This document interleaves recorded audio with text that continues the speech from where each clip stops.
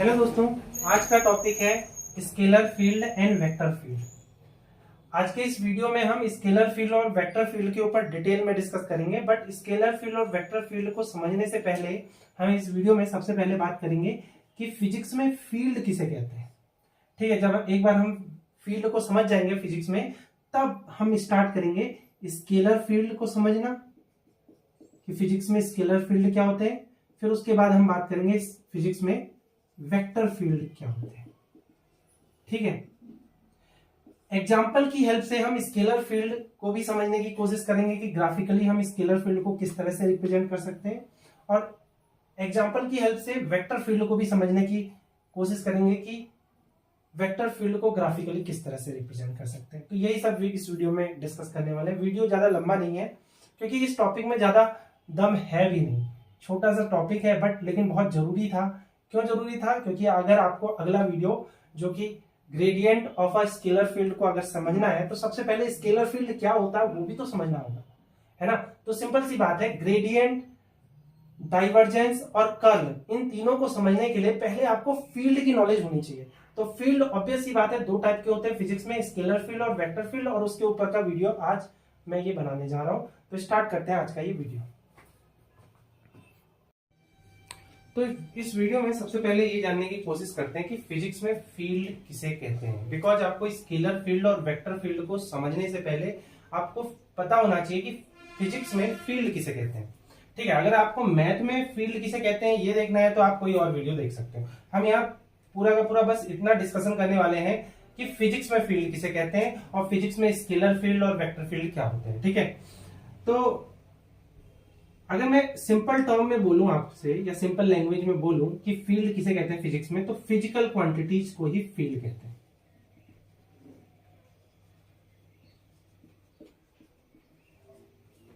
अब ऐसा नहीं कि सारी की सारी फिजिक्स में जितनी भी फिजिकल क्वांटिटीज हैं सब फील्ड हो जाएंगी, नहीं। हम फील्ड फिजिक्स में उन्हीं फिजिकल क्वांटिटीज को कहते हैं जिनकी वैल्यू डिपेंड करे स्पेस के पोजीशन कोऑर्डिनेट पे, यानी physical quantity which depend upon the position of space,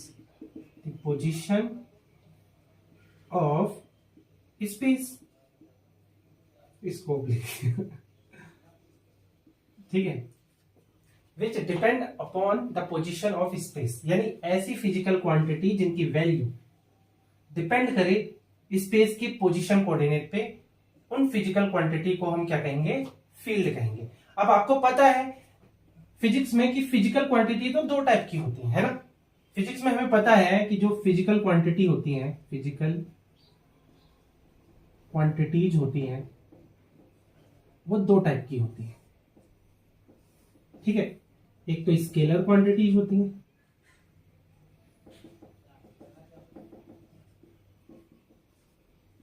और दूसरी वेक्टर क्वांटिटी होती है। ठीक है, तो स्केलर क्वांटिटीज और वेक्टर क्वांटिटीज। अब ऑब्वियस सी बात है, जो स्केलर क्वांटिटीज डिपेंड करे स्पेस के पोजीशन कोऑर्डिनेट पे, उन्हें हम उन स्केलर क्वांटिटीज को, यानी स्केलर क्वांटिटीज जो डिपेंड करती हैं स्पेस के पोजीशन कोऑर्डिनेट पे, उन स्केलर क्वांटिटीज को हम क्या कहेंगे? स्केलर फील्ड कहेंगे, स्केलर फील्ड कहेंगे। क्लियर हो गई बात, है ना। अब सारी की सारी स्केलर क्वांटिटीज तो स्पेस के कोऑर्डिनेट पे डिपेंड नहीं कर सकती ना, कुछ ही करेंगी। तो जो भी करेंगे, यानी जो भी फिजिकल क्वांटिटी डिपेंड करेगी, यानी स्केलर क्वांटिटी, ऐसा लिख देते हैं, scalar quantities which depend upon the position of space, the position of space, scalar quantity which depend upon the position of space called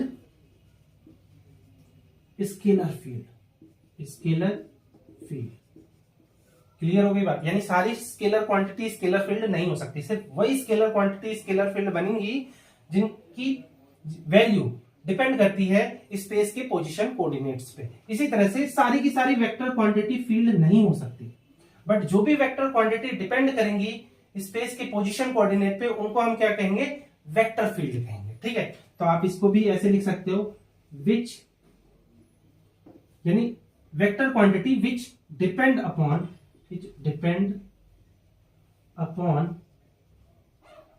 the position of space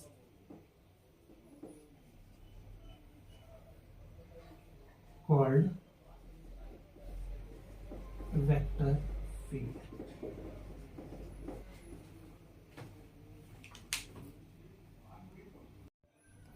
तो I hope आपको clear हुआ होगा कि physics में basic understanding है ये। अभी हम डिटेल में बात करेंगे इसके ऊपर कि फील्ड क्या है। फील्ड ऐसी फिजिकल क्वांटिटी को कहते हैं जिनकी वैल्यू डिपेंड करती है स्पेस के पोजीशंस पे, यानी अलग अलग पोजीशंस पे इन फिजिकल क्वांटिटी की वैल्यू अलग अलग हमें मिलेगी। क्लियर हो गई बात। अब हमें पता है फिजिक्स में कि फिजिकल क्वांटिटी दो टाइप की होती है, तो ऑब्वियस सी बात है स्केलर क्वांटिटीज भी आएंगी और वेक्टर क्वांटिटीज भी आएंगी। स्केलर क्वांटिटी जो स्पेस के अलग अलग पॉइंट पे अपनी वैल्यू को चेंज करती हैं, उन्हें हम क्या कहेंगे, स्केलर फील्ड कहेंगे। यानी स्केलर फील्ड क्या हुई, स्केलर क्वांटिटीज हुई।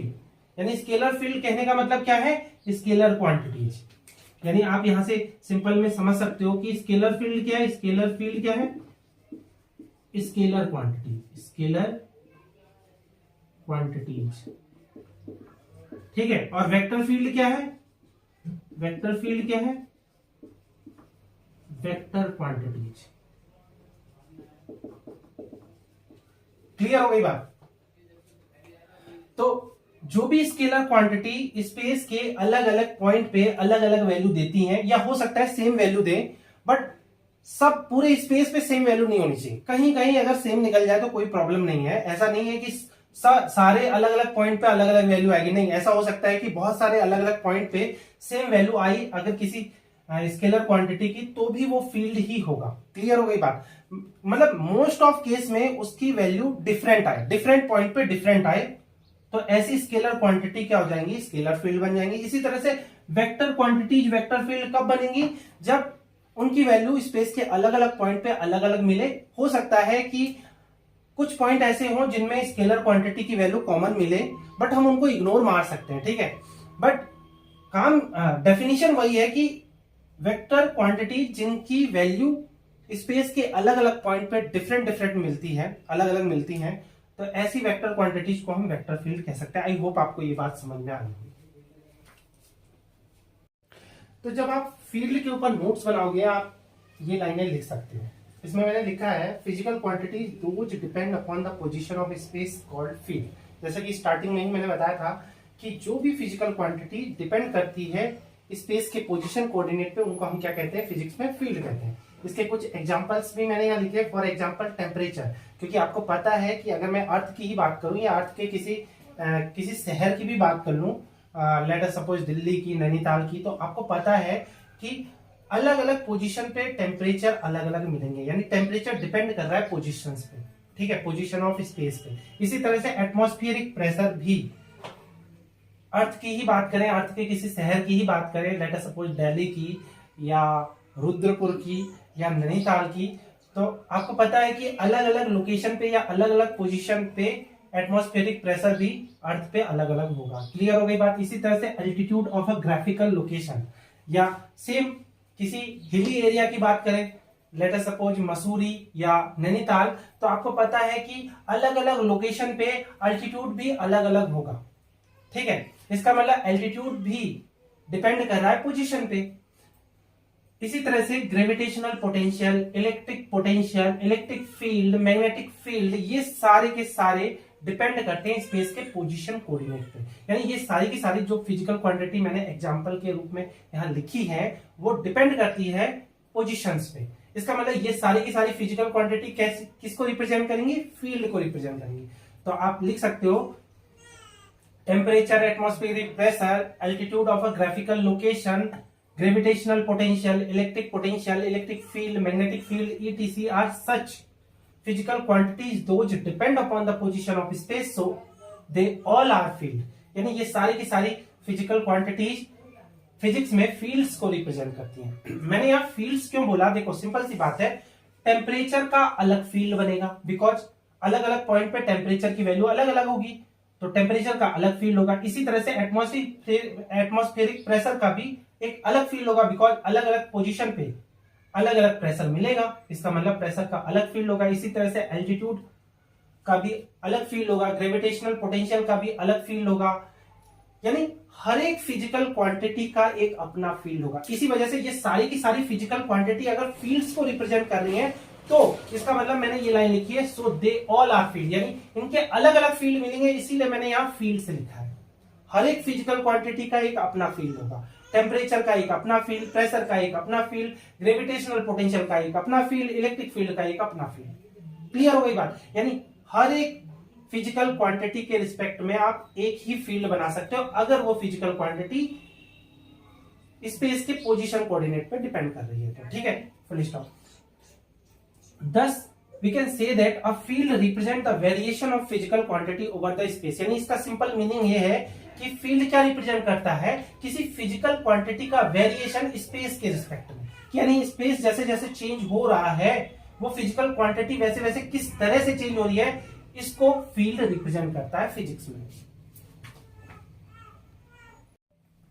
इन other word we can also say that a field shows the physical property of space. Physical property of space कहने का मतलब भी सेम ही है। देखो सिंपल सी बात है, अगर मैं अपने इस रूम की बात करूं तो मेरे रूम में टेम्परेचर किस तरह से वेरी कर रहा है, या मेरे रूम में प्रेशर किस तरह से वेरी कर रहा है, ठीक है, या कुछ भी, या मैंने यहाँ पे एक चार्ज रख रखा है तो इलेक्ट्रिक फील्ड किस तरह से वेरी कर रहा है, या इलेक्ट्रिक पोटेंशियल किस तरह से वेरी कर रहा है, या मैंने यहाँ पे एक मैग्नेट रख रखा है तो मैग्नेटिक फील्ड किस तरह से इस कमरे में वेरी कर रहा है, उसकी स्टडी भी फील्ड से ही कर सकते हैं। यानी फील्ड क्या रिप्रेजेंट कर रहा है, एक्चुअली इस मेरे रूम की यानी इस स्पेस की फिजिकल प्रॉपर्टी को, यानी इस स्पेस में कौन सी फिजिकल प्रॉपर्टी लाई कर रही है और किस तरह से वेरी कर रही है, इसको जो रिप्रेजेंट करता है उसे ही हम फील्ड कहते हैं। आई होप आपको इन लाइनों का मीनिंग समझ में आ गया होगा।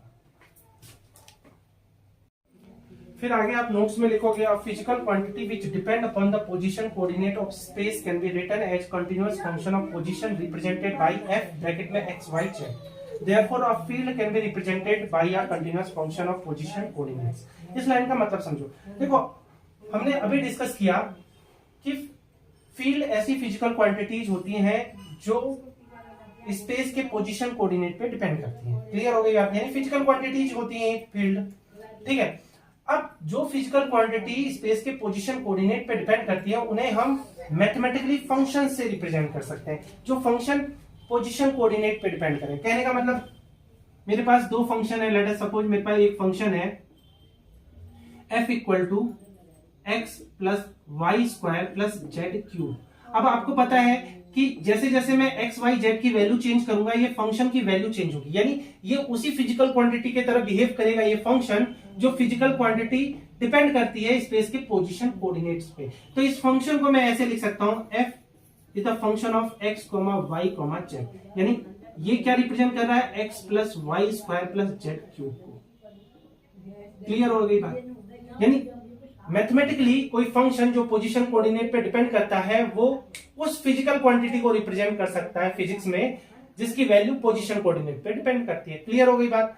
अब जरूरी नहीं कि वो फंक्शन ऐसा ही हो सकता है वो वेक्टर फंक्शन भी हो सकता है। कहने का मतलब है, लेट अस सपोज मेरे पास एक और फंक्शन है, अब उसे हम वेक्टर फॉर्म में लिख सकते हैं कि x i cap plus y plus Z j cap plus Z square के कैप। तो आपको पता है कि जो फंक्शन है ये एक वेक्टर फंक्शन है, यानी जैसे जैसे एक्स वाई जेड यानी पोजीशन कोऑर्डिनेट की जैसे जैसे वैल्यू चेंज होगी ये फंक्शन की वैल्यू भी उस तरह से चेंज होगी। यानी ये फंक्शन भी किसी वेक्टर क्वांटिटीज को रिप्रेजेंट कर सकता है, किसी वेक्टर क्वांटिटी को रिप्रेजेंट कर सकता है, ऐसी वेक्टर क्वांटिटी को रिप्रेजेंट कर सकता है जिसकी वैल्यू स्पेस के पोजीशन कोऑर्डिनेट पे डिपेंड करे। तो इस फंक्शन को भी हम कैसे लिख सकते हैं, इस फंक्शन को भी सेम ऐसे लिख सकते हैं कि हम इसके ऊपर वेक्टर का सिंबल देंगे और इसे x ब्रैकेट में x, y, z जिसकी वैल्यू क्या होगी x i cap plus bracket में y plus z j cap plus Z square के कैप। क्लियर हो गई बात? यानी कंटिन्यूअस फंक्शन स्केलर भी हो सकता है, ये क्या है, स्केलर फंक्शन है, और ये क्या है, वेक्टर फंक्शन है। यानी अब ऑब्वियस ही बात है, फिजिकल क्वांटिटी भी दो टाइप की होती है। स्केलर फिजिकल क्वांटिटी को स्केलर फंक्शन रिप्रेजेंट कर सकता है और वेक्टर फिजिकल क्वांटिटी को एक वेक्टर फंक्शन रिप्रेजेंट कर सकता है। खास बात यह होनी चाहिए कि जो भी हम फंक्शन फिजिक्स में किसी फिजिकल क्वांटिटी को रिप्रेजेंट करने के लिए यूज करेंगे वो फंक्शन कंटिन्यूअस होना चाहिए, यानी हर एक पॉइंट पे उसकी एक फिक्स्ड वैल्यू या एक कांस्टेंट वैल्यू या एक यूनिक वैल्यू होनी चाहिए। ऐसा नहीं कि एक पॉइंट पे दो वैल्यू मिल रही है इसका मतलब वो फंक्शन कंटिन्यूअस नहीं है, ना ही यूजफुल है फिजिक्स के एंगल से। फिजिक्स के एंगल से वही फंक्शन यूजफुल होंगे जिनके एक पॉइंट पे एक ही वैल्यू एग्जिस्ट करे। क्लियर हो गई बात? तो इस तरह के फंक्शन का यूज हम किसी भी फिजिकल क्वांटिटी को फिजिक्स में रिप्रेजेंट करने के लिए यूज कर सकते हैं। इसका मतलब इन फंक्शन का यूज हम फील्ड को रिप्रेजेंट करने के लिए भी कर सकते हैं, बिकॉज फील्ड क्या है, फिजिकल क्वांटिटी तो है, तो इसका मतलब किसी फील्ड को रिप्रेजेंट करने के लिए भी हम इस टाइप के फंक्शन का यूज कर सकते हैं। अगर मुझे स्केलर फील्ड को रिप्रेजेंट करना होगा तो मुझे एक स्केलर फंक्शन चाहिए, और एक वेक्टर फील्ड को अगर फिजिक्स में रिप्रेजेंट करना होगा तो इस तरह का मुझे एक वेक्टर फंक्शन चाहिए। बट रिक्वायरमेंट क्या होनी चाहिए कि फंक्शन हम कोई सा भी लें, चाहे स्केलर फंक्शन लें चाहे वेक्टर फंक्शन लें, फंक्शन कंटिन्यूअस होना चाहिए और हर एक पॉइंट पे एक यूनिक वैल्यू होनी चाहिए उस फंक्शन की। क्लियर हो गई बात? ये इन लाइनों का मीनिंग था। As we all know that physical quantities are two type, जैसे कि हम सभी को पता है अब तक, क्योंकि इंटर सबने पास कर ली होगी अब तक, ठीक है।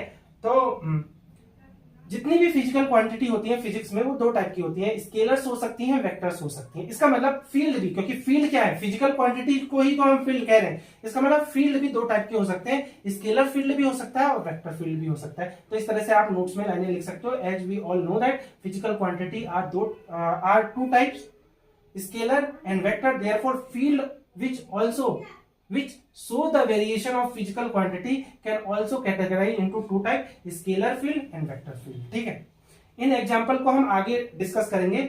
अभी मैं इसको मिटा दे रहा हूं क्योंकि नोट्स में आप ये बिल्कुल मत लिखना, ठीक है। ये जस्ट समझाने के लिए कि आगे हम जब भी किसी फील्ड को रिप्रेजेंट करने के लिए फंक्शन यूज करेंगे तो वो फंक्शन किस टाइप के दिख सकते हैं, उसको मैंने जस्ट एक एग्जांपल से क्लियर किया। बट इसको अभी और डिटेल में हम पढ़ेंगे जब हम स्केलर फील्ड को डिटेल में डिस्कस करेंगे। तो स्केलर फील्ड स्केलर फंक्शन से रिप्रेजेंट होगा, तो किस तरह से स्केलर फील्ड को रिप्रेजेंट कर सकते हैं उसके ऊपर डिस्कस करेंगे अब हम। और वेक्टर फील्ड को हम वेक्टर फंक्शन से रिप्रेजेंट करेंगे, इसके ऊपर अब आगे इस वीडियो में डिस्कस करते हैं। तो अभी नोट्स में यहां तक नोट कर लो, ठीक है।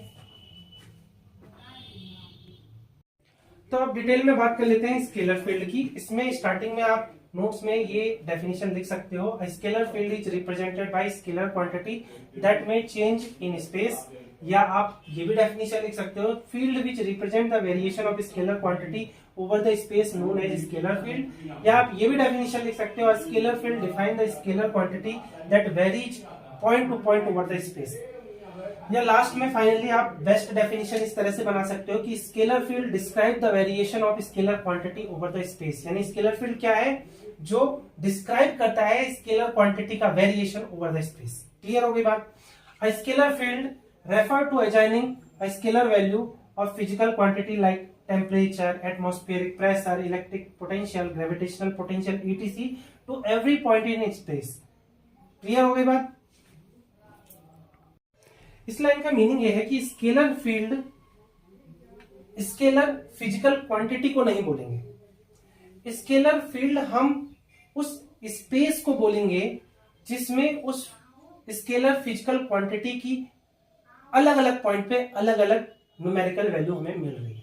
क्लियर हो गई बात? यानी स्केलर फील्ड डायरेक्टली, या मैंने तो सिंपल बोल दिया था कि scalar field scalar physical quantity को कहते हैं, बट ये एग्जैक्टली करेक्ट नहीं है।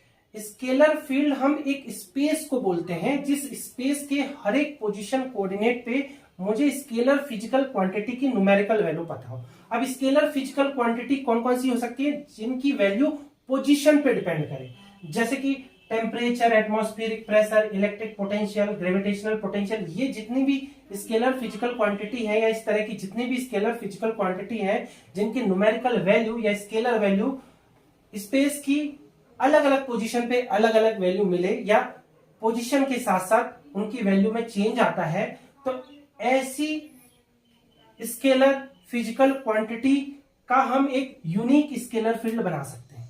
जैसे फॉर एग्जांपल अगर मैं टेम्परेचर का स्केलर फील्ड बनाऊंगा तो मुझे क्या पता होना चाहिए कि एक स्पेस होना चाहिए मेरे पास, उस स्पेस में हर एक पॉइंट पे मुझे टेम्परेचर की वैल्यू टेम्परेचर की स्केलर वैल्यू पता हो।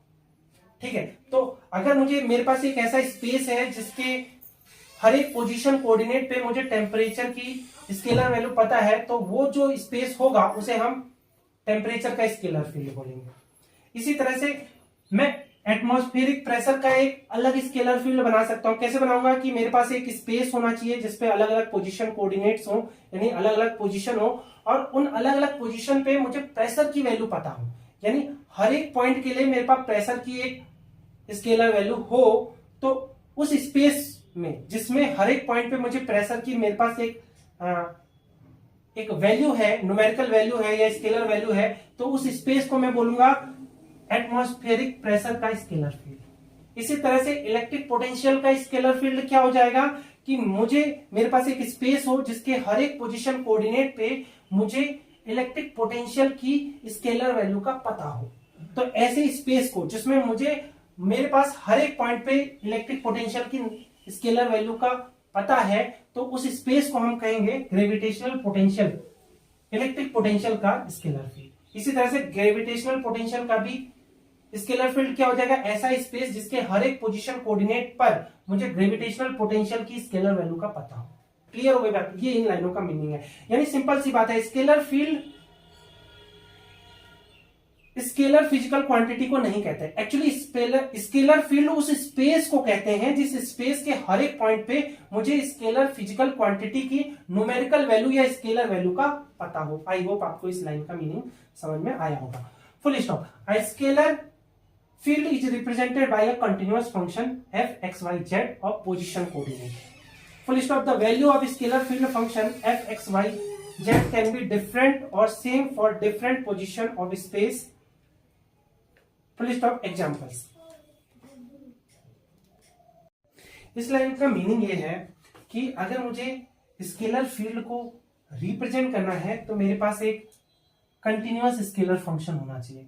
वैसे ये लाइन अधूरी है, आप कंटिन्यूअस के बाद ये बीच में यहाँ पे जहां पे मैं स्टार लगा रहा हूं, या स्टार की जगह आप क्या लिख देना, एंड सिंगल वैल्यू।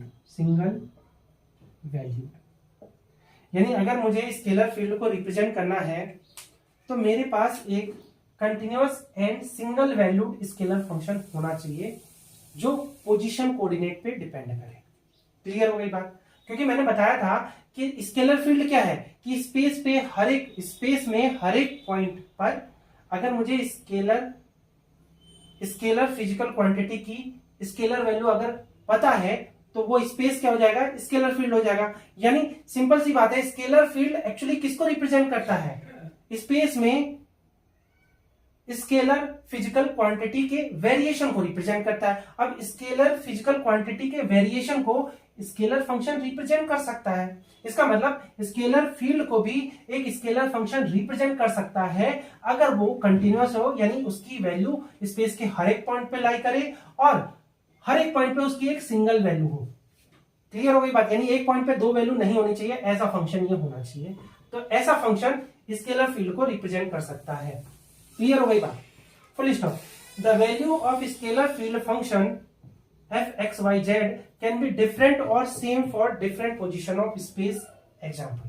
कहने का मतलब समझो कि मैंने बोला कि एक पॉइंट के लिए इस स्केलर फंक्शन की सिर्फ एक ही स्केलर वैल्यू या एक ही न्यूमेरिकल वैल्यू होनी चाहिए, एक पॉइंट पे दो वैल्यू नहीं आनी चाहिए। बट ऐसा हो सकता है कि स्पेस के किसी दो पॉइंट पे इस स्केलर फंक्शन की सेम वैल्यू पॉसिबल है। ठीक है, कैसे एग्जांपल से समझ सकते हैं। लेट अस सपोज मेरे पास कोई टेम्परेचर का लेट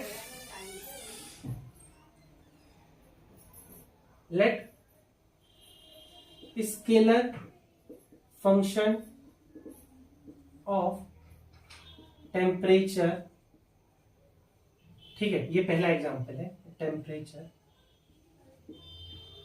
इज टी को मैं कुछ इस तरह से दिखा दूं, function of x Y z, और ये टेम्परेचर का फंक्शन कुछ इस तरह से है, x y square plus Z square. Clear हो गई बात? तो आप देख रहे हो कि अगर मैं टी की वैल्यू, देखो यहां पे डिस्कस करते हैं, ठीक है, टी की वैल्यू 0 0 0 पे तो 0 ही हो गई। क्लियर हो गई बात। टी इक्वल टू मतलब ऐसा फंक्शन मैंने अज्यूम कर रखा है, ठीक है। टेम्परेचर का ऐसा फंक्शन वैसे होता नहीं है, तो अब सीरियसली मत लेना कि कहां कहां ढूंढे कि ऐसा फंक्शन सर ने कहां से निकाला है। देखो ये मैंने अपने दिमाग से निकाला है, ठीक है। टेम्परेचर की कभी इस तरह से लाई करता नहीं है, बट आप मान के चलो ऐसा अगर वेरी कर रहा है तो टेम्परेचर की 0 पॉइंट पे वैल्यू क्या हो जाएगी, 0, ठीक है। अगर मैं इसे 1 0 0 पे सेट करूं तो इसकी वैल्यू 1, इसे मैं टेम्परेचर की वैल्यू 1 1 0 पे सेट करूं तो ये क्या हो जाएगा 2, और टेम्परेचर की वैल्यू 1 1 1 पे सेट करूं तो 3। तो ये देखो स्पेस के अलग अलग पॉइंट पे टेम्परेचर के स्केलर फंक्शन की वैल्यू डिफरेंट आ रही है। इसका मतलब स्पेस के हर एक पॉइंट पे इसकी एक यूनिक वैल्यू लाई करेगी। क्लियर हो गई बात। यानी एक पॉइंट पे एक ही वैल्यू आ रही है, एक पॉइंट पे एक ही वैल्यू आ रही है, एक पॉइंट पे एक ही वैल्यू आ रही है। ऐसा नहीं हो सकता कि एक पॉइंट पे दो वैल्यू आए। क्लियर हो गई बात। यानी ये कंटिन्यूअस फंक्शन भी है और सिंगल वैल्यूड फंक्शन भी है। इसका मतलब ये टेम्परेचर के फील्ड को रिप्रेजेंट कर सकता है। क्लियर हो गई बात। अब मैंने बोला कि अलग अलग पॉइंट पे इसकी वैल्यू अलग अलग भी आ सकती है और सेम भी आ सकती है। देखो यहाँ पे लाइन में मैंने लिखा है कि scalar field function can be different और सेम फॉर डिफरेंट पोजीशन। अब सेम कैसे हो सकती है वो देखो,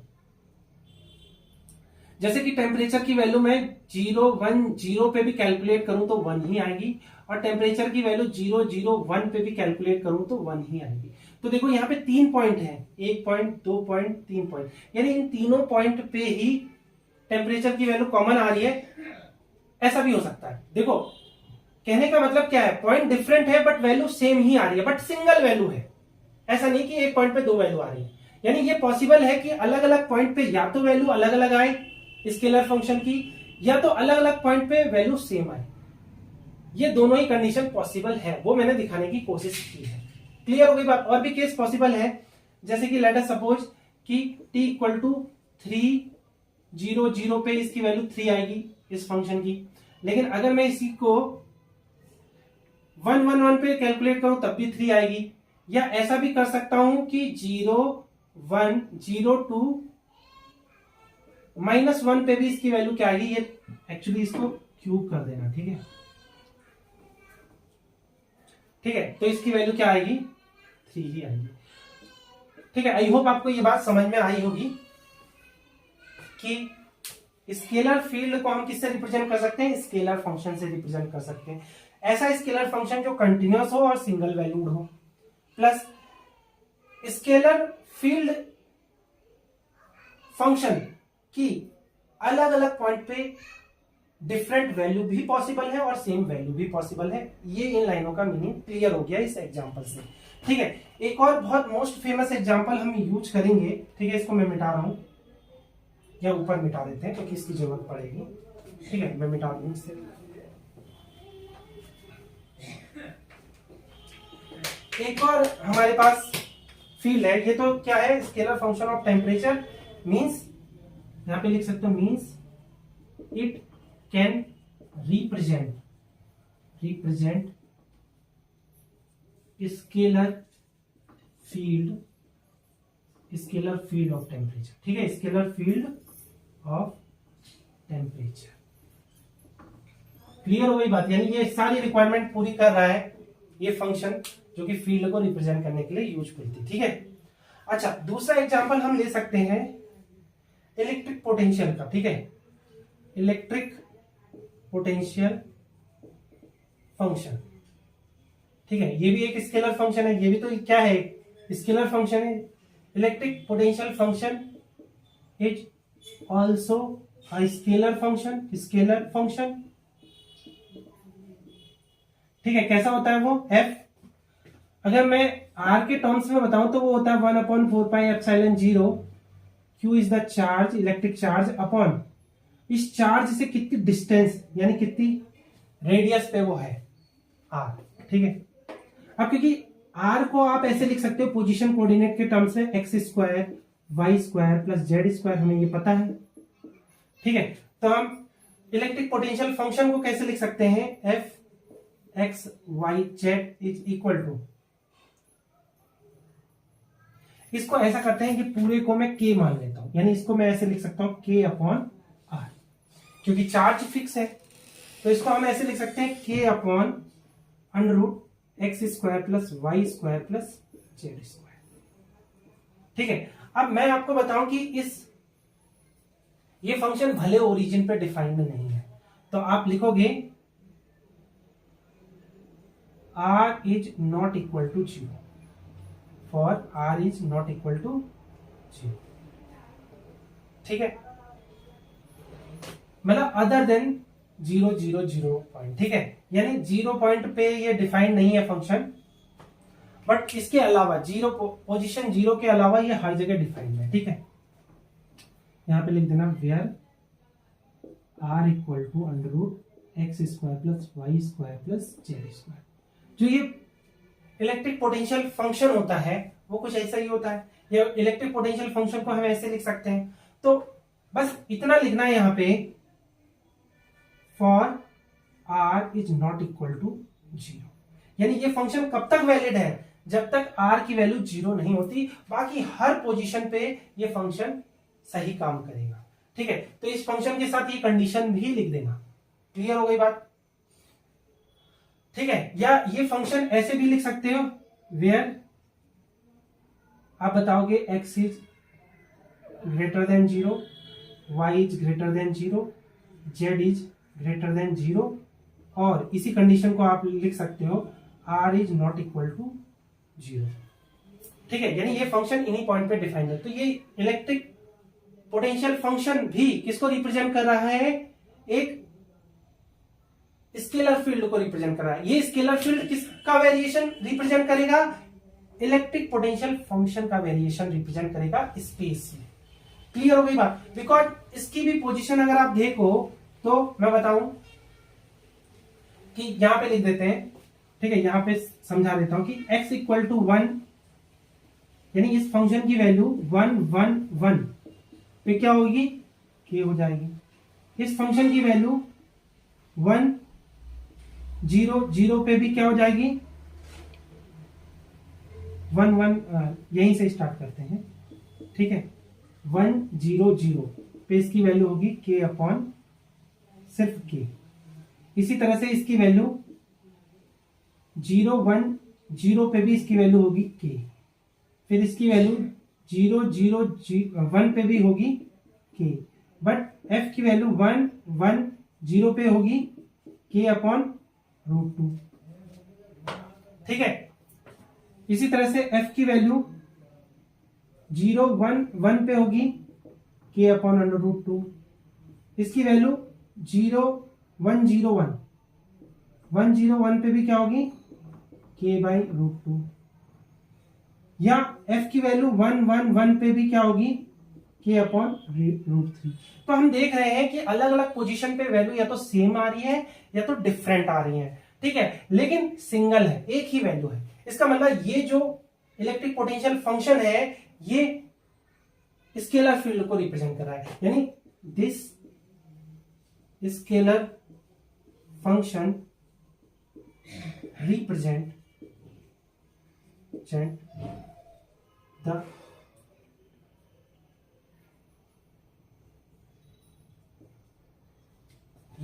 द स्केलर फील्ड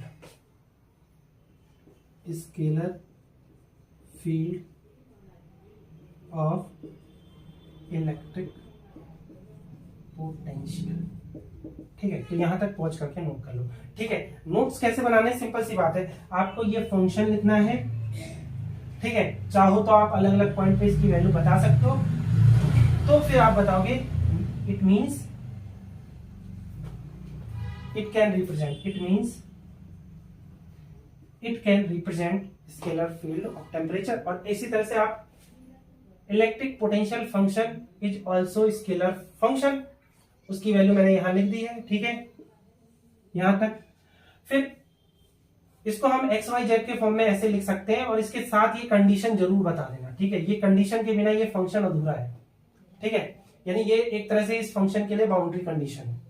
क्लियर हो गई बात? अब इस फंक्शन की वैल्यू आप बता सकते हो अलग अलग पॉइंट पे, या तो सेम है या तो डिफरेंट है। इसका मतलब क्योंकि इस फंक्शन की वैल्यू स्पेस के हर एक पोजीशन कोऑर्डिनेट पे एक सिंगल वैल्यू और कंटिन्यूअस वैल्यू मिल रही है, इसका मतलब this scalar function represent this scalar function represent the scalar field of electric potential. Clear हो गई बात? ये दो एग्जांपल मैंने डिस्कस कर लिए, यहां तक पॉज करके नोट कर लो।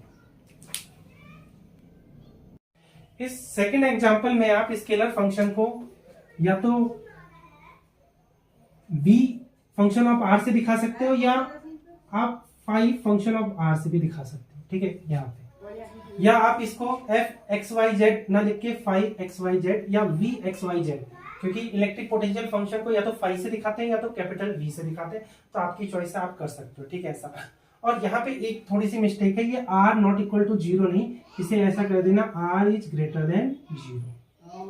ठीक है, या तो आप x greater than 0, y greater than 0, z greater than 0 लिख दो, या आप और करके r इज ग्रेटर देन 0 कर दो, यानी जो पोजीशन वेक्टर का मैग्नीट्यूड है वो 0 से बड़ा होना चाहिए। ठीक है, क्योंकि मैं आपको बताऊं पोजीशन वेक्टर r कैसे लिखते हैं, x i cap, Y j cap, Z k cap, और इसका जो मैग्नीट्यूड होता है यानी सिंपली r या उसको r वेक्टर का मॉड लिख सकते हो, वो होता है x square Y square plus Z square.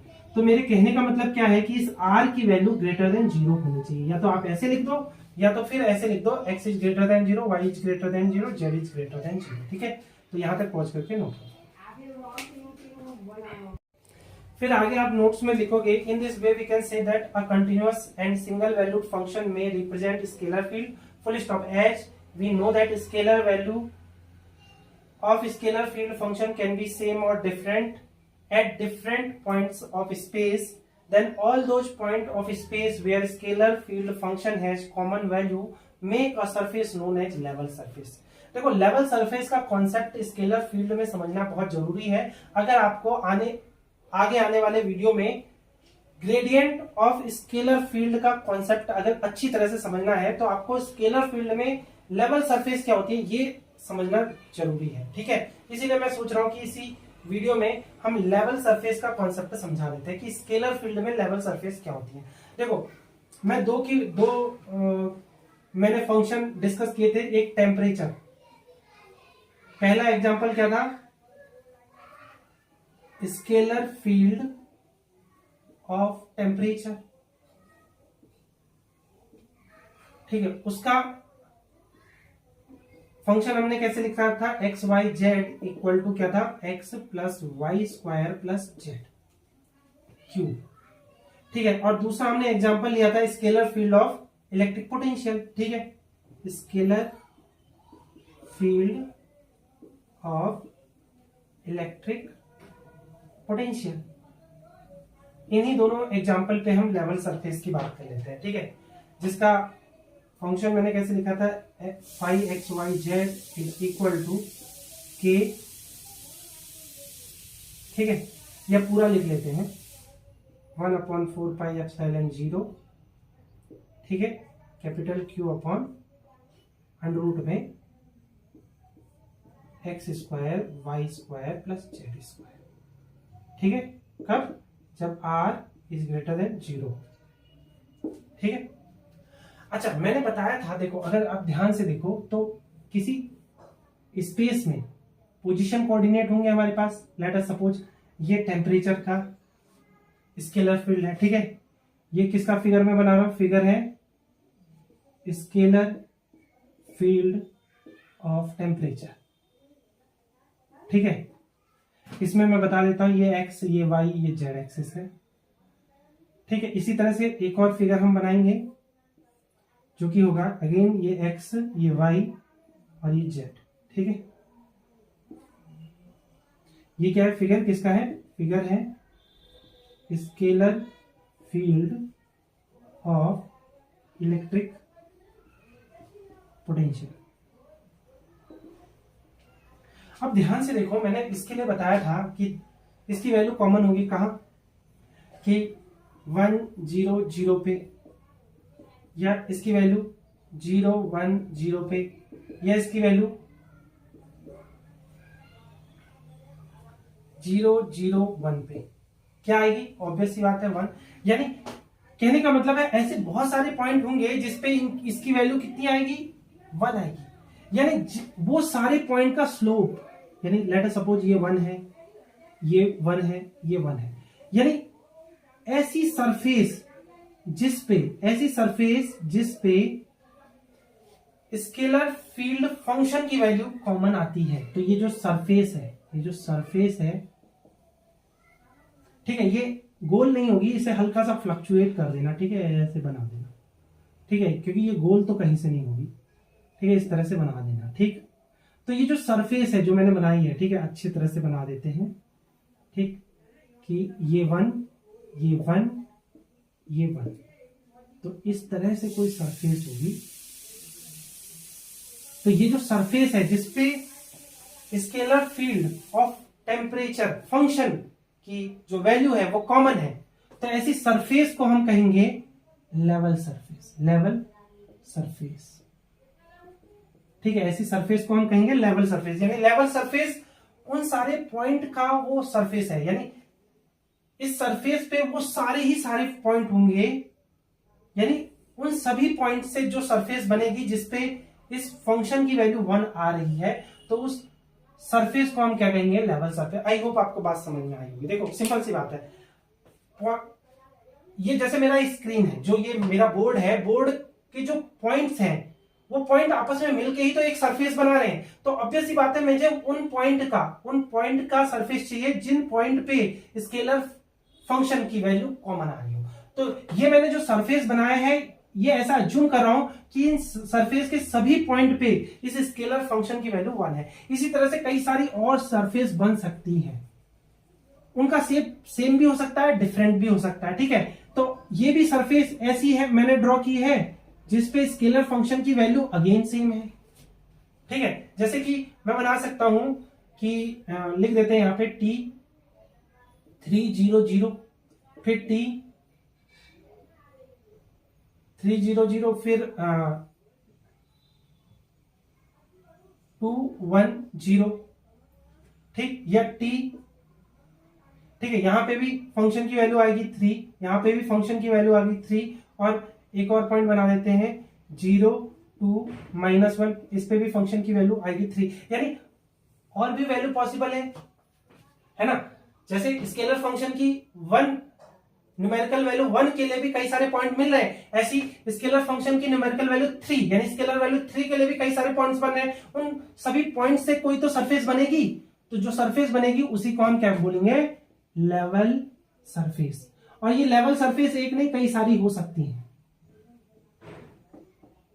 ठीक है, ऐसी अगर मैं, वैसे ये बनाना थोड़ा सा टफ है, सबसे आसान केस क्या है, इलेक्ट्रिक पोटेंशियल का हम स्केलर फील्ड के फंक्शन के लिए अगर हम लेवल सरफेस बनाए वो ज्यादा इजी है। जैसे फॉर एग्जांपल इसकी जो लेवल सरफेस होगी वो गोल बनेगी, क्योंकि देखो सिंपल सी बात है, अगर आप इस फंक्शन को कुछ ऐसे लिख लो, इस फंक्शन को आप कुछ ऐसे लिख लो 1/4πε0 Q/r, तो ऐसे लिखोगे तो आपको पता चल रहा है कि अगर रेडियस r1 होगी, तो उस रेडियस r1 पे, यानी एक ऐसा गोला जिसमें रेडियस r1 हम बनाए, तो उस पे पोटेंशियल फंक्शन की एक फिक्स वैल्यू होगी, है ना, वो क्या हो जाएगी, v = k/r1। ठीक है, इसको मैं k बोल दे रहा हूं। ठीक है, मैं यहां पे लिख दे रहा हूं वेयर k बराबर क्या है, Q/4πε0। यानी इसके लिए इसी के जस्ट ऊपर R2 रेडियस पे एक दूसरी लेवल सरफेस बन जाएगी। ठीक है, यानी इस सरफेस पे पोटेंशियल क्या हो जाएगा, k/R2। यानी कहने का मतलब क्या है, इलेक्ट्रिक पोटेंशियल फंक्शन का एक सरफेस अगर हम R1 रेडियस में बनाए, तो सारे उस सरफेस के सभी पॉइंट पे पोटेंशियल ये बनेगा, मिलेगा, पोटेंशियल फंक्शन की वैल्यू ये आएगी। R2 रेडियस पे अगर कोई सरफेस बनाए तो पोटेंशियल फंक्शन की वैल्यू ये आएगी। यानी इस सरफेस पे, बाहर वाली सरफेस पे सारे पॉइंट पे पोटेंशियल फंक्शन की स्केलर वैल्यू यही आएगी। तो कहने का मतलब है, ऐसी सरफेस जिस पे स्केलर फील्ड फंक्शन की वैल्यू कॉमन मिलती है, ऐसी सरफेस को हम क्या बोलते हैं, ऐसी सरफेस को हम क्या बोलते हैं, लेवल सरफेस। अब देखो यहां पे खास बात क्या है कि स्केलर फील्ड फंक्शन की लेवल सरफेस हो सकता है सेम शेप की हो। देखो यहाँ पे तो डिफरेंट शेप की है, यहाँ पे सेम शेप की है, तो ये बात मैंने आगे लाइन में भी नोट की होगी। इन other word, level surface of scalar field is an imaginary surface at which scalar field function has constant or same value for all point of this surface, जैसा कि मैंने बताया था, ठीक है। every scalar field has many level surface, कहने का मतलब है एक स्केलर फील्ड में कई सारी लेवल सरफेस एग्जिस्ट कर सकती हैं। ब्रैकेट में डाला है ऑफ सेम शेप और डिफरेंट साइज, ये पॉसिबल है कि उनका शेप सेम हो, बट अगर सेम शेप होगा बट उन शेप का साइज डिफरेंट होगा, यानी भले गोला बन रहा है, सारी लेवल सरफेस का इलेक्ट्रिक पोटेंशियल के केस में लेवल सरफेस क्या है, स्फीयर है, बट डिफरेंट साइज के स्फीयर्स बनेंगे, ठीक है। क्लियर हो गई बात? आई होप आपको इन लाइनों का मीनिंग समझ में आया होगा। तो स्केलर फील्ड पे इतना ही सब लिख सकते हो, ठीक है, एग्जांपल के साथ। तो पॉज करके यहां तक नोट करो। अच्छा, स्केलर फील्ड में लास्ट में ये भी लाइन ऐड कर देना है, scalar field on a graph are captured through contours and colour maps where point of equal value are linked forming contour. कहने का मतलब समझो कि अगर मुझे ग्राफ की हेल्प से स्केलर फील्ड को रिप्रेजेंट करना है तो या तो मुझे ग्राफ में कंटूर बनाने पड़ेंगे, वो कंटूर की जो सरफेस होगी वो एक्चुअली लेवल सरफेस को रिप्रेजेंट करेगी, यानी उस सरफेस को रिप्रेजेंट करेगी जिसमें स्केलर फील्ड फंक्शन की स्केलर वैल्यू कॉमन हो या कांस्टेंट हो। क्लियर हो गई बात? या तो मुझे कलर ग्रेडिंग का यूज करना पड़ेगा स्केलर फील्ड को रिप्रेजेंट करने के लिए, यानी अगर मैं कंटूर ना दिखाऊं तो मुझे फिर कलर ग्रेडिंग का यूज करना होगा। कलर ग्रेडिंग कहने का मतलब क्या है कि देखो, मैंने बोला था स्पेस के हर एक पॉइंट पे स्केलर फील्ड फंक्शन की वैल्यू यूनिक आएगी या डिफरेंट आएगी या सेम आएगी। डिफरेंट या सेम वैल्यू को रिप्रेजेंट हम कैसे करेंगे? किसी पॉइंट पे स्केलर फील्ड फंक्शन की वैल्यू को हम कैसे रिप्रेजेंट करेंगे? तो रिप्रेजेंट करने का सबसे आसान तरीका क्या है कि उस पॉइंट को हम कलर प्रोवाइड कर दें। कलर का कॉन्सेप्ट इस तरह से है कि अगर स्केलर फील्ड फंक्शन की वैल्यू सबसे कम है तो उसे हम रेड कलर से इंडिकेट करेंगे, बिकॉज रेड कलर क्या करता है, रेड कलर की फ्रीक्वेंसी सबसे कम होती है और ब्लू कलर की फ्रीक्वेंसी सबसे ज्यादा होती है।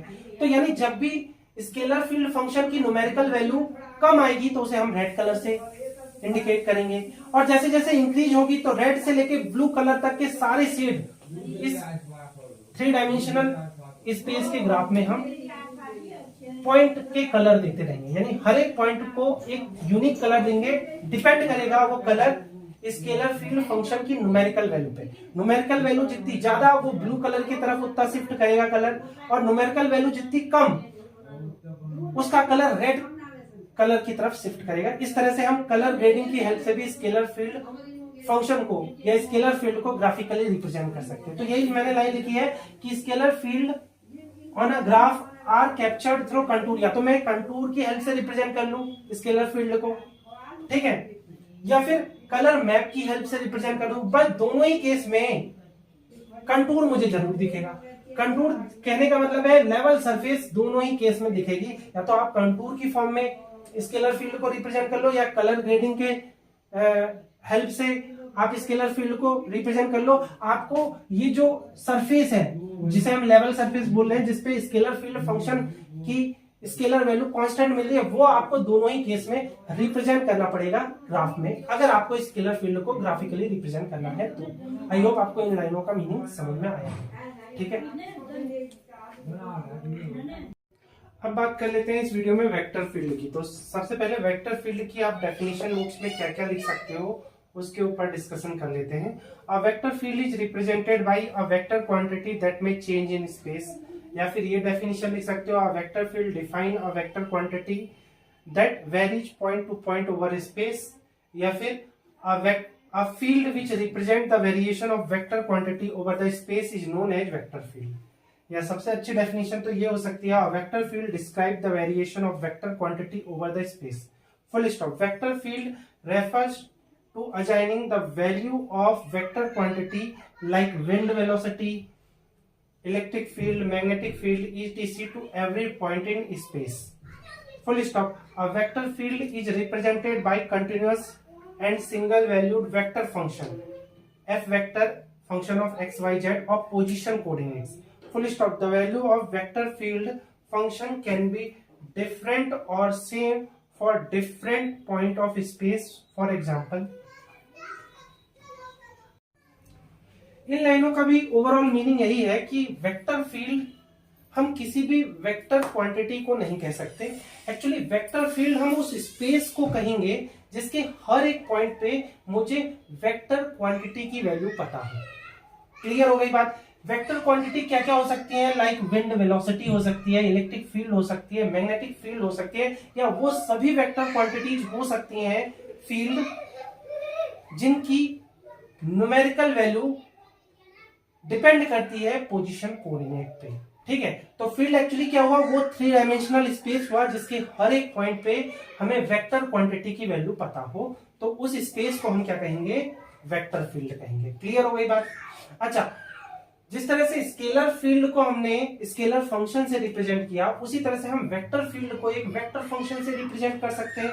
अब वो वेक्टर फंक्शन भी पोजीशन कोऑर्डिनेट का ही फंक्शन होना चाहिए और उसे हम रिप्रेजेंट करेंगे F vector function of x Y Z. Clear हो गई बात? The value of vector field function can be different और same for different point of space. कहने का मतलब है कि वेक्टर फील्ड फंक्शन की वैल्यू भी स्पेस के अलग अलग पॉइंट पे सेम भी मिल सकती है और डिफरेंट भी मिल सकती है। डिपेंड करता है कि वेक्टर फील्ड फंक्शन कैसा है। तो कुछ एग्जांपल से डिस्कस कर लेते हैं। तो पहला एग्जांपल ले लेते हैं। तो फर्स्ट एग्जांपल ऐसे अज्यूम कर सकते हैं, लेट वेक्टर फंक्शन, ठीक है, आगे ये लिख देना। फर्स्ट एग्जांपल में लेट यानी हमने ये अज्यूम किया है कि vector function of wind velocity अगर ऐसा है तो ठीक है, इस वेक्टर फंक्शन की वैल्यू अलग अलग पॉइंट पे क्या क्या मिल सकती है।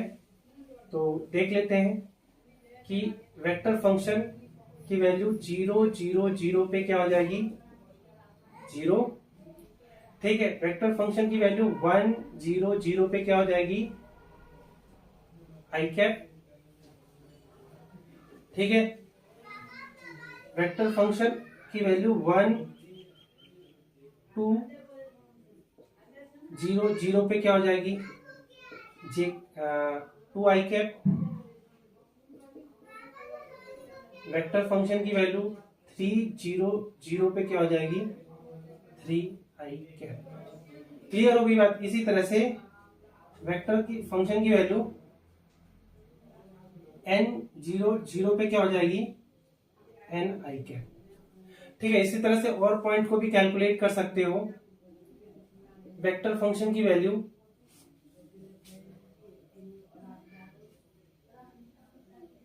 0 1 0 पे क्या हो जाएगी? आई कैप। फिर वेक्टर फंक्शन की वैल्यू 0 2 0 पे क्या हो जाएगी? 2 आई cap.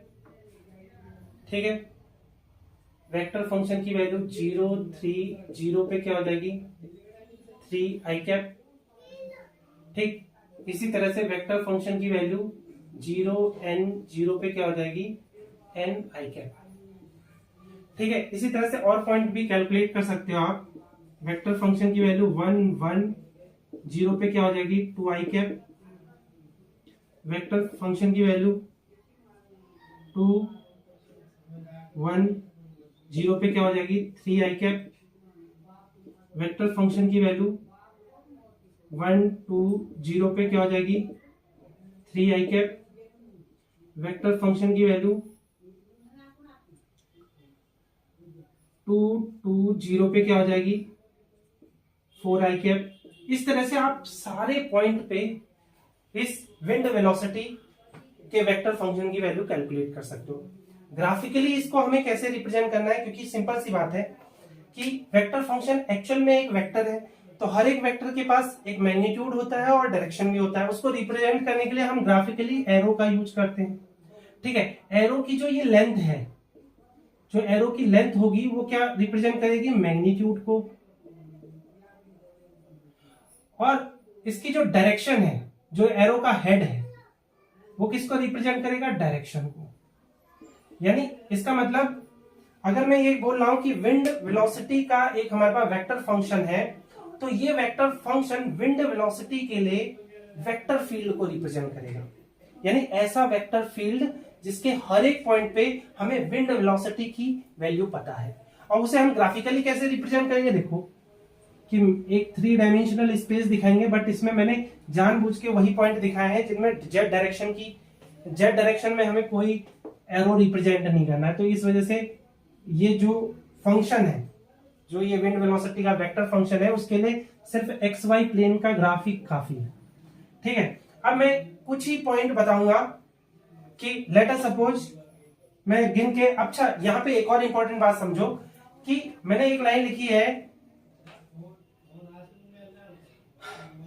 The value of vector field function can be different और same for different point of space. यानी जैसे कि स्केलर फील्ड में हमने देखा कि स्केलर फील्ड के डिफरेंट पॉइंट पर स्केलर फील्ड फंक्शन की वैल्यू कॉमन आ सकती है, उसी तरह से वेक्टर फील्ड में भी वेक्टर फील्ड फंक्शन की वैल्यू डिफरेंट पॉइंट पे भी सेम आ सकती है। कैसे, देखो जैसे कि मैं यहाँ पे दिखाऊं कि एक ये पॉइंट है और एक ये पॉइंट है, यहाँ पे वेक्टर फील्ड फंक्शन की वैल्यू सेम आ रही है। एक ये पॉइंट है और एक ये पॉइंट है, यहाँ पे भी वेक्टर फील्ड फंक्शन की वैल्यू सेम आ रही है। एक ये पॉइंट है और ये पॉइंट है, यहाँ पे वेक्टर फील्ड फंक्शन की वैल्यू सेम आ रही है। यानी डिफरेंट पॉइंट पे भी वेक्टर फील्ड फंक्शन की वैल्यू सेम हो सकती है।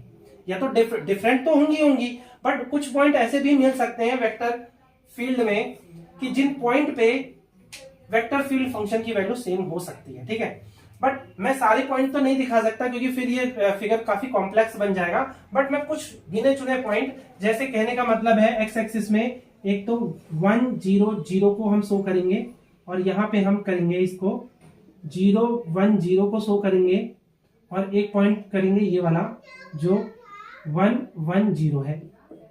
क्लियर हो गई बात। एक और पॉइंट ले लेते हैं, यहाँ पे 2 0 0 को भी शो करेंगे, यहाँ पे भी हम 2 0 0 को भी 0 2 0 को शो कर सकते हैं। और एक और पॉइंट 2 2 2 हमने लिया है, हाँ ठीक है, 2 2 2 को भी हमने लिया है, यानी इन दोनों के क्रॉस सेक्शन पे। अब सारे पॉइंट तो हम कवर नहीं कर सकते ना, तो कुछ ही पॉइंट को, यानी ये पॉइंट क्या होगा 2 2 0। अब सिंपल सी बात है, हर एक पॉइंट पे हमें वेक्टर को पुट करना है। यानी वेक्टर क्या बताएगा हमें, मैग्नीट्यूड और डायरेक्शन किसकी, विंड वेलोसिटी की। ठीक है, तो ये जो फील्ड हमने शो किया है, इस फील्ड पे कोई अच्छा मार्कर ले लेते हैं जिससे डार्क लाइन हम बनाए। तो पहले हम किस पे बात कर लेते हैं, 0 0 0 पे तो कुछ नहीं मिलेगा हमें, यहाँ पे कोई विंड वेलोसिटी नहीं है। बट 1 1 1 पे 1 0 0 पे विंड वेलोसिटी यानी 1 यूनिट की होगी। इसकी डायरेक्शन क्या होगी, आई कैप। इसकी डायरेक्शन क्या होगी, I cap. I cap this is X axis, positive X axis, यानी इसकी डायरेक्शन क्या होगी, कोई बढ़िया मार्कर लेते हैं। लेट अस सपोज ये एरो की लेंथ हमें क्या रिप्रेजेंट कर रही है, 1। समझ गए, यानी इतना लेंथ अगर मैं दे रहा हूं, इसका मतलब ये 1 यूनिट को, 1 सेंटीमीटर या 1 यूनिट को, 1 यूनिट की लेंथ को रिप्रेजेंट कर रहा है। अच्छा, ऐसी 0 1 0 पे भी हमें वेक्टर पुट करना है, इस पॉइंट पे भी इसी लेंथ का एक वेक्टर आई कैप डायरेक्शन में पुट करना है, यानी इस तरह से। और 2 पॉइंट कवर कर लिया, यानी 2 0 0 0। यहां पे जो इस पॉइंट पे जो वेक्टर बनेगा इसके जस्ट डबल होगा, इस तरह से। क्लियर हो गई बात।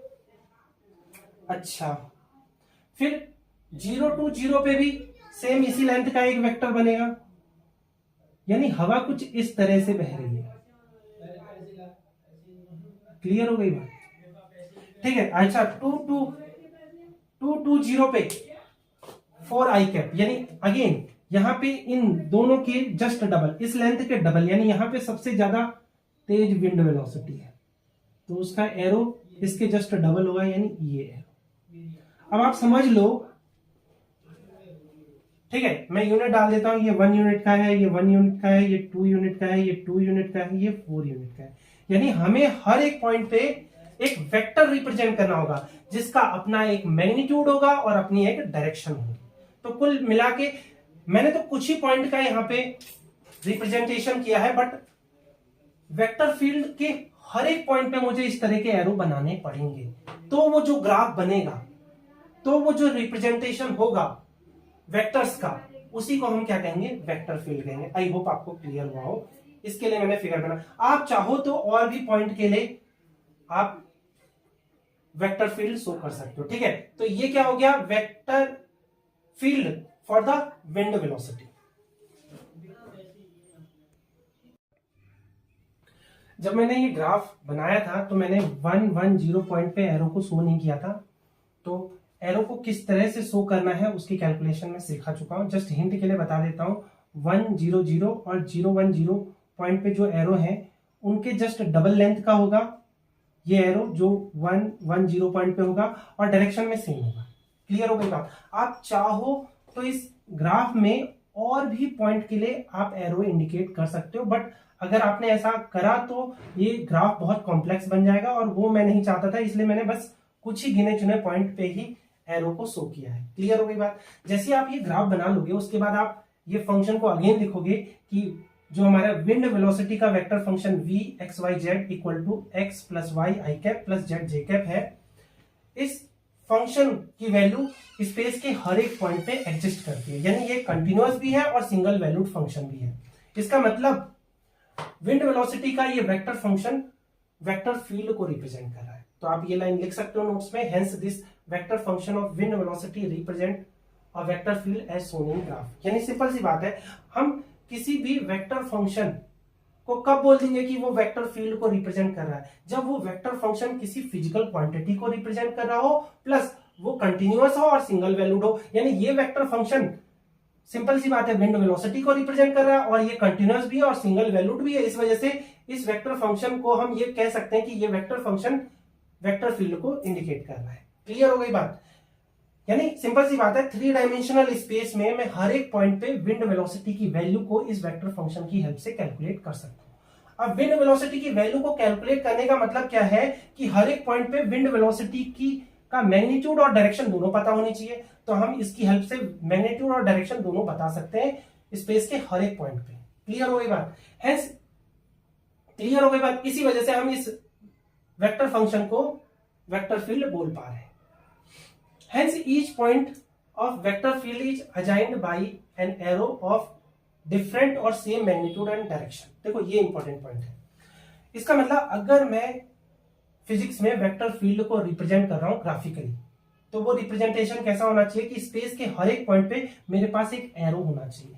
एरो क्या बताएगा, उस वेक्टर फंक्शन की वैल्यू को, और वेक्टर फंक्शन की वैल्यू कैसी होगी, उसके बाद मैग्नीट्यूड भी होगा और डायरेक्शन भी होगी, और मैग्नीट्यूड और डायरेक्शन दोनों को रिप्रेजेंट करने के लिए मुझे ऑब्वियस सी बात है एरो चाहिए। इसका मतलब वेक्टर फील्ड को रिप्रेजेंट करने के लिए मुझे ऐसा ग्राफ चाहिए जिसके हर एक पॉइंट पे एरो हो, जिसकी डिफरेंट या सेम मैग्नीट्यूड और डायरेक्शन हो सकती है। देखो यहाँ पे दोनों केस पॉसिबल है। देखो यहाँ पे देखो 010 और 110 दो पॉइंट है, दो डिफरेंट पॉइंट है, बट दोनों पर वैल्यू सेम है। वैल्यू सेम होने का मतलब एरो की लेंथ और डायरेक्शन सेम है। बट ऐसे भी पॉइंट है जैसे ये दोनों पॉइंट है, डिफरेंट पॉइंट है, बट एरो की लेंथ अलग अलग है, यानी मैग्नीट्यूड डिफरेंट है। हो सकता है डायरेक्शन भी डिफरेंट हो, सारे केस पॉसिबल है। ठीक है, यानी सिंपल सी बात है, वेक्टर फील्ड जब भी हम ग्राफिकली रिप्रेजेंट करेंगे तो हर एक पॉइंट पे एरो मिलना चाहिए। अब उस एरो का सेम मैग्नीट्यूड और डायरेक्शन भी हो सकता है और डिफरेंट मैग्नीट्यूड और डायरेक्शन भी हो सकता है। आई होप आपको ये बात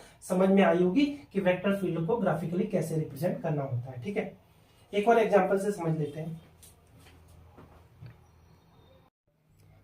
सेकंड एग्जांपल को भी डिस्कस कर लेते हैं। Vector function of an electric field कैसे दिखा सकते हैं। ई वेक्टर जो कि function of x Y z हो, ठीक है, अभी के लिए आर बोल देते हैं।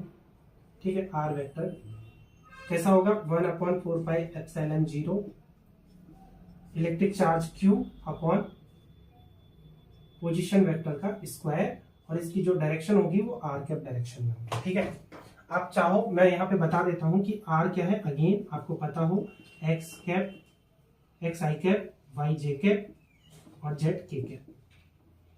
ठीक है, वहां मुझे फिगर के लिए स्पेस चाहिए तो यहाँ पे लिख देते हैं कि आर हमारे पास क्या है, x i cap plus y j cap plus z k cap. ठीक है, ठीक, और आर स्क्वायर क्या होता है actually, x square plus Y square plus Z square. ठीक है, या अगर मैं लेट कर दूं ऐसा, कैसे कि 1 अपॉन या क्यू अपॉन 4 पाई एप्सिलॉन 0 को अगर मैं के बोल दूं, ठीक है, तो ये वेक्टर फंक्शन को हम कैसे लिख सकते हैं, E function of R equal to क्या हो जाएगा, K upon R square R cap. या अगर मैं इसे एक्स वाई जेड के फंक्शन में लिखूं तो ये इलेक्ट्रिक फील्ड कैसा इंडिकेट हो जाएगा, X Y Z equal to K upon X square plus Y square plus Z square R cap direction. ठीक है, आर कैप डायरेक्शन बताऊंगा क्या होती है। ठीक है, इसके साथ आप लिख देना वेयर जो आर है वो ग्रेटर देन 0 होना चाहिए। ठीक है, तभी ये फंक्शन वैलिड होगा। अच्छा, मैं आपको बताऊं ये स्फेरिकल पोलर कोऑर्डिनेट में लिखा गया है, यानी आर कैप की डायरेक्शन एक्चुअली क्या है कि हमेशा ओरिजिन से बाहर की तरफ निकलेगी। ठीक है, मैं बता देता हूं, जैसे मेरे पास ये एक्स वाई जेड है, तो आर कोई सी भी डायरेक्शन हो सकती है, 3 डायमेंशनल स्पेस में कोई सी भी डायरेक्शन जो ओरिजिन से बाहर की तरफ निकले। यानी अगर मैं इसे आर कैप वेक्टर बोल रहा हूं, x i cap Y j cap plus z k cap, यानी ये कोई सी भी डायरेक्शन पॉसिबल है ना। आर कैप यही तो होगा, आर वेक्टर की डायरेक्शन यही तो होगी कि सिंपल सी बात है, एक्स वाई जेड कोऑर्डिनेट यानी ओरिजिन से एक्स वाई जेड कोऑर्डिनेट को मिलाने वाला जो एरो होगा वो आर वेक्टर को रिप्रेजेंट करेगा, यानी इसी की डायरेक्शन में आर कैप वेक्टर होगा। तो अब सिंपल सी बात है, एक्स वाई जेड तो हर डायरेक्शन में मिलेगा ना, यानी आर वेक्टर ओरिजिन से हर डायरेक्शन में जो वेक्टर ड्रॉ किया जा सकता है वो है ये आर कैप। क्लियर हो गई बात? ठीक। अच्छा, डायरेक्शन मैंने बता दी, यानी आर कैप ये भी हो सकता है, आर कैप ये भी हो सकता है, आर कैप ये भी हो सकता है, यानी आर कैप हर डायरेक्शन में हो सकता है। इनफैक्ट एक्स डायरेक्शन में भी आर कैप हो सकता है, वाई डायरेक्शन में भी आर कैप हो सकता है, यानी आर कैप की हर वो डायरेक्शन होगी जो बाहर की तरफ, इस ओरिजिन से बाहर की तरफ स्ट्रेट लाइन जो जाएगी वो आर कैप की डायरेक्शन होगी spherical polar coordinate. I hope आपको क्लियर हुआ होगा, है ना। बिकॉज एक्स वाई जेड कुछ भी हो सकता है ना, एक्स वाई जेड तो 0 भी हो सकता है, ये भी तो एक्स वाई जेड ही है। तो यानी आर कैप की डायरेक्शन क्या होगी, ओरिजिन से बाहर की तरफ कोई सा भी एरो जो आप प्लॉट करोगे वो आर कैप की डायरेक्शन होगी। आई होप आपको समझ में आया होगा। अब समझो कि इलेक्ट्रिक फील्ड को कैसे बना सकते हैं। देखो, मैं कोशिश करूंगा कि इस फिगर को एक्स वाई प्लेन में ही रखने की कोशिश करूं, यानी अगर ये एक्स एक्सिस है, ये वाई एक्सिस है, ठीक है, तो जेड एक्सिस मेरे ये मार्कर के डायरेक्शन में बाहर की तरफ होगा जेड डायरेक्शन। मैं इसी प्लेन में इस फिगर को बनाने की कोशिश करूंगा। ठीक है, तो कैसे बनाएंगे, पॉइंट रखते चले जाएंगे कि ई की वैल्यू 0 0 0 पे क्या हो जाएगी, 0 तो नहीं ले सकते, तो क्या लेंगे, ई की वैल्यू 1 1 1 लेंगे, तो वहां पे क्या हो जाएगी इसकी वैल्यू के बाई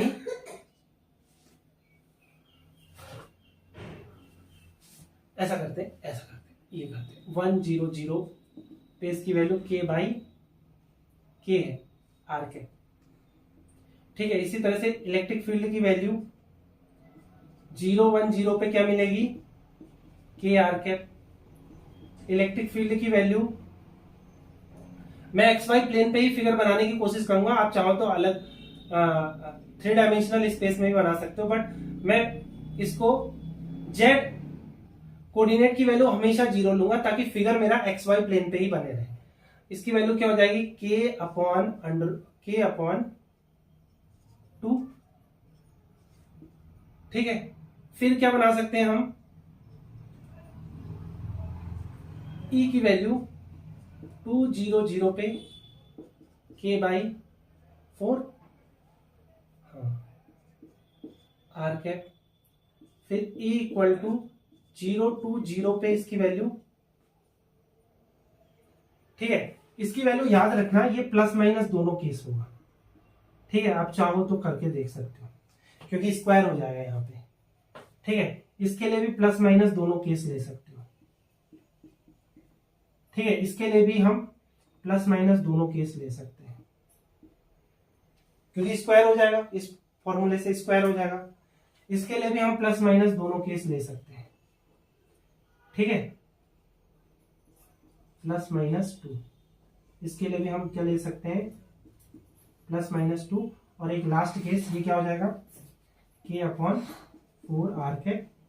और एक लास्ट केस ले लेते हैं, +-2 +-2 0, क्या हो जाएगा k/8 आ गया। अच्छा, मैं एरो की लेंथ बता देता हूं।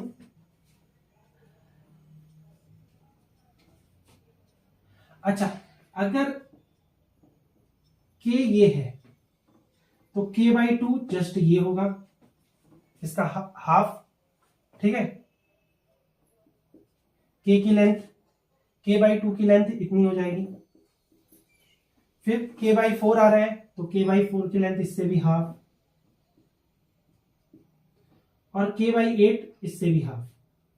तो इस साइज में हमें एरो प्लॉट करना है। पॉइंट बता दे रहा हूं, देखो पहले मैंने x यानी ये 1 ये 1, ठीक है, +-1, ये +1 ये -1, क्लियर हो गई बात। पहले मैंने ये दोनों पॉइंट इंडिकेट किया है, यानी -1 0 0 और +1 0 0। फिर ये वाले पॉइंट को इंडिकेट किया है 0 +1 0, और यहां पे ये पॉइंट हो जाएगा 0 -1 0, ठीक है।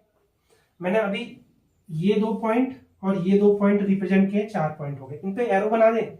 इनके एरो सबसे ज्यादा लंबे होंगे लेकिन बाहर की तरफ होंगे। मैंने बोला ओरिजिन से बाहर की तरफ जाएंगे, ओरिजिन से बाहर की तरफ स्ट्रेट लाइन में जाएंगे, यानी इसका एरो कैसा होगा,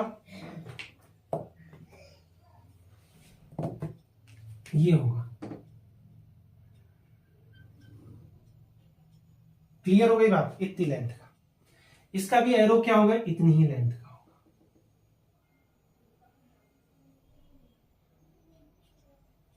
क्लियर हो गई बात, इसका भी एरो इतनी ही लेंथ का होगा, क्योंकि मैग्नीट्यूड और डायरेक्शन दोनों रिप्रेजेंट करनी है। चाहो आप कोशिश करना सारे एरो की लेंथ इक्वल दिखाने की कोशिश करना, और ओरिजिन से जस्ट स्ट्रेट, ठीक है। क्लियर हो गई बात। फिर अब मैं इन 4 पॉइंट को दिखाने की कोशिश करूंगा, ये ठीक है। तो वो 4 पॉइंट कहां होंगे, एक तो जस्ट इसके इन दोनों को मिलाने वाला एक ये पॉइंट होगा, एक ये पॉइंट होगा, एक ये पॉइंट होगा, और एक ये पॉइंट होगा। क्लियर हो गई बात। पॉइंट के नाम आप बता सकते हो 1 1 0, फिर 1 -1 1 0, और ये क्या हो जाएगा -1 -1 0, और 1 -1 0, ठीक है। इनके एरो कैसे रिप्रेजेंट करेंगे, जस्ट बाहर की तरफ, यानी ओरिजिन से ये एरो जस्ट बाहर की तरफ जाएंगे स्ट्रेट, लेकिन इनकी लेंथ क्या होगी, इसके जस्ट हाफ होगी। इसके जस्ट हाफ लेंथ बना दो बाहर की तरफ जाते हुए, ये इसका एरो ये। आपको और अच्छा ग्राफ मिल जाएगा अगर आप इंटरनेट पे सर्च करेंगे, मैं तो जस्ट टेक्निक बता रहा हूं। इस एरो की लेंथ का जस्ट आधा। क्लियर हो गई बात। तो इसका मतलब अगर यहाँ पे चार्ज रखा है, क्योंकि ये है तो इलेक्ट्रिक फंक्शन किसका, एक पॉइंट चार्ज का, यानी अगर Q चार्ज इस पे रखा है तो ये एरो इंडिकेट कर रहा है इलेक्ट्रिक फील्ड यहाँ ज्यादा है, और इस डायरेक्शन में यहाँ थोड़ा कम हो गया बट डायरेक्शन चेंज हो गई, यहाँ फिर से ज्यादा है लेकिन डायरेक्शन चेंज हो गई, इस तरह से, ठीक है। आप चाहो तो सारे पॉइंट पे इलेक्ट्रिक फील्ड शो कर सकते हो। अब इसका भी कर देते हैं ये, और यानी अगर यहाँ पे दूसरा पॉइंट है, ये अब मैं शो नहीं कर सकता, बाकी के पॉइंट में शो नहीं कर सकता, बट क्या कर सकते हैं हम, ये वाले पॉइंट को शो कर सकते हैं। यानी अगर यहाँ पे, यानी इसी के जस्ट आगे और भी पॉइंट होंगे तो वहां पे एरो छोटे होंगे और छोटे होते चले जाएंगे, यानी इसका ग्राफ जब आप प्लॉट करोगे तो एरो की लेंथ और छोटी होगी, इस तरह से। क्लियर हो गई बात। यानी जैसे जैसे आप पॉइंट ओरिजिन से पॉइंट को दूर लेते चले जाओगे, एरो की लेंथ कम होती चली जाएगी। तो इस तरह से हम इलेक्ट्रिक फील्ड का वेक्टर फंक्शन ग्राफिकली रिप्रेजेंट कर सकते हैं। यानी ये ग्राफिकली अगर रिप्रेजेंट कर पा रहे हैं, इसका मतलब इलेक्ट्रिक फील्ड का वेक्टर फंक्शन इलेक्ट्रिक फील्ड को रिप्रेजेंट कर रहा है, यानी इलेक्ट्रिक फील्ड यानी वेक्टर फील्ड को रिप्रेजेंट कर रहा है, इलेक्ट्रिक फील्ड के वेक्टर फील्ड को रिप्रेजेंट कर रहा है ये वेक्टर फंक्शन, जो कि इलेक्ट्रिक फील्ड का है। ठीक है, सेम उसी तरह से जैसे विंड वेलोसिटी का वेक्टर फंक्शन विंड वेलोसिटी के फील्ड को रिप्रेजेंट कर रहा था। तो इस तरह से आप किसी भी वेक्टर फंक्शन के फील्ड को ग्राफिकली रिप्रेजेंट कर सकते हो। तो इस वीडियो में इतना ही। Okay bye.